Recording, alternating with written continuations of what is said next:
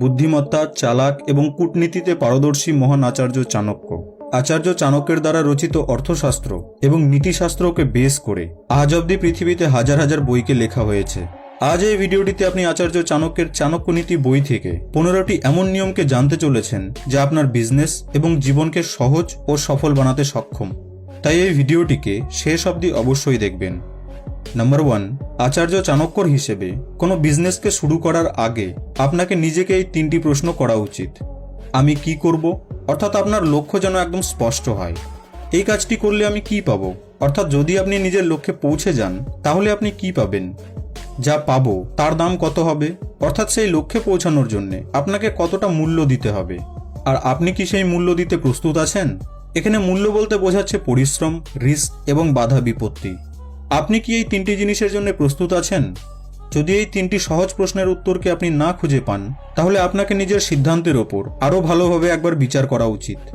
নিজের এবং পরিণামের কথা না ভেবে কোনো কাজকেই করা উচিত নয়। কিন্তু যদি আপনার লক্ষ্য, সীমা এবং পরিণাম ক্লিয়ার থাকে তাহলে আপনি উইদাউট হেজিটেশন নিজের কাজকে শুরু করতে পারেন। নাম্বার 2, কোনো নতুন ব্যবসা শুরু করার সময় ইতিবাচক ভাবনা এবং স্থির মনের প্রয়োজন। কারণ নেতিবাচক ভাবনা এবং অস্থির মনের দ্বারা কোনো ব্যবসায় সফলতা পাওয়া যায় না। কারণ যখনই আপনি কোনো নতুন বিজনেস শুরু করেন তো সেখানে প্রচুর সমস্যা আসে, অনেক কঠিন পরিস্থিতি আসে। তো যদি আপনি এই সময়ে নেগেটিভ ভাবনা রাখেন, মনকে অস্থির রাখেন, তাহলে প্রতিটি সমস্যা, প্রতিটি বাধাই আপনাকে কঠিন বলে মনে হবে। কিন্তু যদি আপনি পজিটিভ ভাবনা রাখেন, মনকে স্থির রাখেন, তাহলে প্রতিটি প্রবলেমেই আপনি চ্যালেঞ্জকে দেখতে পাবেন, আর প্রতিটি চ্যালেঞ্জেই নতুন অপরচুনিটিকে দেখতে পাবেন। এই জন্যই পজিটিভ থিঙ্কিং রাখাটা বেশ জরুরি।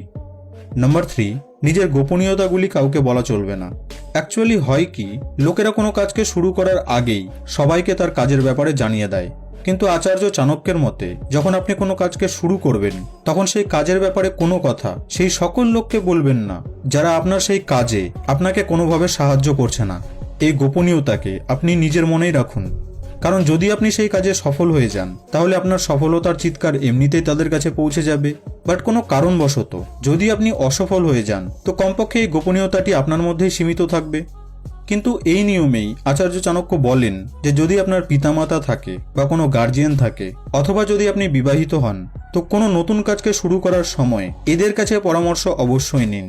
আর যদি তাদের আপনার বিজনেসের সম্বন্ধে কোনো নলেজ না থাকে তো কমপক্ষে আপনি তাদের সে বিষয়ে কিছু নলেজ প্রোভাইড করুন। অর্থাৎ বাইরের লোকেদেরকে বলবেন না এবং বাড়ির লোকেদের কাছে লুকাবেন না। নাম্বার 4, কোনো বিজনেসকে শুরু করার সময় কখন শুরু করব, কোথায় শুরু করব এবং সেই এরিয়ার লোকেরা কেমন, এই বিষয়গুলিতে অবশ্যই ধ্যান দেবেন। নাম্বার 5, কঠিন পরিস্থিতিতে আপনার সঙ্গ কে দেবে এবং কঠিন পরিস্থিতিতে কে কে আপনার সাহায্য করতে পারে, এই কথা দুটিও আগে থেকে জেনে রাখা বেশ জরুরি। কারণ বিজনেসে সবকিছু ঠিকঠাকভাবে ক্যালকুলেট করা সত্ত্বেও বিপরীত পরিস্থিতির সম্ভাবনা থেকেই যায়, যার জন্য আপনাকে আগে থেকেই প্রস্তুত থাকতে হবে। অর্থাৎ আপনার কাছে সাপোর্টিং প্ল্যান যেন আগে থেকেই রেডি থাকে। নাম্বার 6, যখন আপনি কোনো বিজনেসকে শুরু করবেন তখন আপনাকে বহু ডিপার্টমেন্ট এবং বহু লোকেদের সাথে কাজের বিষয়ে সাক্ষাৎ করতে হবে। তো এই সময়ে আপনাকে নিজের শব্দের ওপর নিয়ন্ত্রণ খুব ভালোভাবে রাখতে হবে। একদিকে কাউকে মিষ্টি কথা বলে আপনার কাজ সহজেই হতে পারে, এরই অপর দিকে তেতো কথা বলে আপনি নিজের হওয়া কাজকেও খারাপ করে দিতে পারেন। এই জন্যেই শব্দের ওপর নিয়ন্ত্রণ রাখাটা বেশ জরুরি, কারণ শব্দের তীর যদি একবার ছুটে যায় তাহলে সেটি আর ফিরে আসে না। নাম্বার 7, এই জগতে সোজা গাছ এবং সোজা লোককে সবথেকে আগে কাটা হয়। অর্থাৎ সৎ হওয়া ভালো, বাট অতটাও নয় যে অন্যরা আপনার সততার সুযোগ নিয়ে আপনারই ক্ষতি করে। সোজা ভাষায় যদি বলি তো নিজের সততাকে বাঁচিয়ে রাখার জন্য আপনাকে অসততার সমস্ত কৌশল জেনে রাখতে হবে, নয়তো লোকেরা আপনার সরলতা এবং সততার সুযোগ নিয়ে আপনারই ক্ষতি করবে। নাম্বার 8, বিজনেসকে দীর্ঘ সময় পর্যন্ত টিকিয়ে রাখার জন্য গুডউইলের বিশেষ প্রয়োজন। কারণ এই গুডউইলই আপনার মার্কেটের বিস্তার ঘটায়। ফর এক্সাম্পল, 1995-এ স্যামসাং যখন জানতে পারলো যে তাদের একটি মডেলের সমস্ত ফোনে কিছু টেকনিক্যাল প্রবলেম রয়েছে, তো স্যামসাং মার্কেট থেকে সমস্ত ফোনকে ফেরত নিল এবং কোম্পানির চেয়ারম্যান কোম্পানির সমস্ত এমপ্লয়িকে ডেকে তাদের সামনে প্রায় 1,65,000 ফোনকে নষ্ট করে তাতে আগুন জ্বালিয়ে দিল, যা একটি স্পষ্ট মেসেজ ছিল যে কোম্পানি কোয়ালিটির সাথে কোনো কম্প্রোমাইজ করবে না। আর এই ঘটনাটি না তো কেবলমাত্র স্যামসাংয়ের গুডউইলকে টিকিয়ে রেখেছিল, বরং বিস্তারেও সাহায্য করেছিল।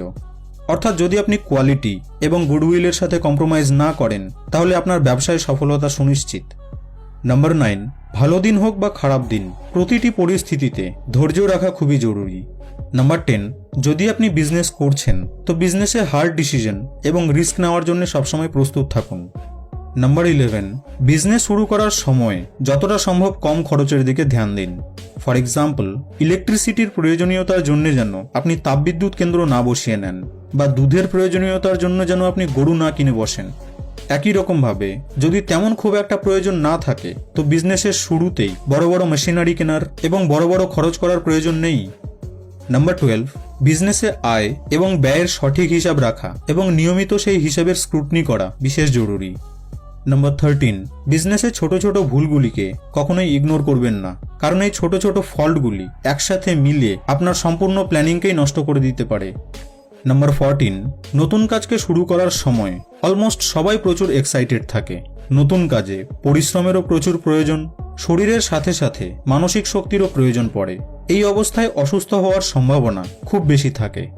আচার্য চাণক্যের হিসেবে কাজের সাথে সাথে নিজের স্বাস্থ্যের ওপরে ধ্যান দেওয়া বিশেষ প্রয়োজন। নাম্বার 15, বিজনেসের অর্থই হলো রিস্ক, আর রিস্ক নিতে গিয়ে যদি আপনি অসফল হয়ে যান তাহলে না তো আপনি দুঃখী হবেন আর না তো কোনো বায়না খুঁজবেন, বরং আপনি নিজের ভুলগুলি থেকে শিক্ষা নিয়ে ভবিষ্যতে যাতে তা দ্বিতীয়বার না হয় সেদিকে ধ্যান দিয়ে এগিয়ে যেতে থাকুন। তো এগুলি ছিল আচার্য চাণক্যের দ্বারা বলা কিছু নিয়ম এবং নীতি, যেগুলি থেকে শিক্ষা নিয়ে আপনি নিজের বিজনেস এবং নিজের জীবনকে সঠিক ডাইরেকশনে নিয়ে যেতে পারেন। তো বন্ধু, এই ভিডিওটি আপনাকে কেমন লাগলো এবং আপনি এই ভিডিওটি থেকে কি শিখলেন তা কমেন্ট বক্সে আমাকে অবশ্যই জানাবেন। ভিডিওটি ভালো লেগে থাকলে লাইক এবং শেয়ার করতে ভুলবেন না কিন্তু। আপনাদের সঙ্গে আবার দেখা হবে নেক্সট ভিডিওতে।